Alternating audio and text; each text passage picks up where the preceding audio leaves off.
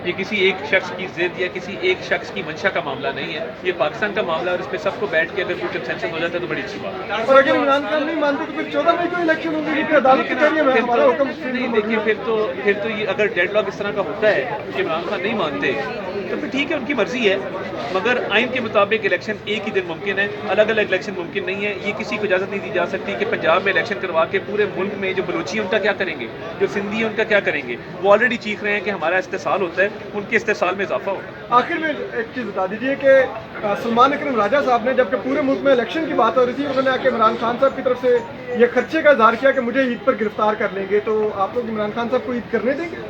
मेरा ख्याल है, देखिए, इमरान खान साहब को फोबिया है, पाकिस्तान का वाहिद लीडर है जो सर पे एक डब्बा नुमा चीज़ पहन के अदालतों में फिर रहा है, उसको दीवाना या मजनू ही कह सकते हैं। मेरा ख्याल है गिरफ्तारी जब होनी होगी हो जाएगी, तो गिरफ्तारी का भी एक दिन तयन है, वो जब आनी है गिरफ्तारी तो वो आ जानी है। सर पे डब्बा पहनने से गिरफ्तारी से नहीं छुपा जा सकता। ईद करने देंगे इमरान खान को? कर लें अगर करना चाहते हैं।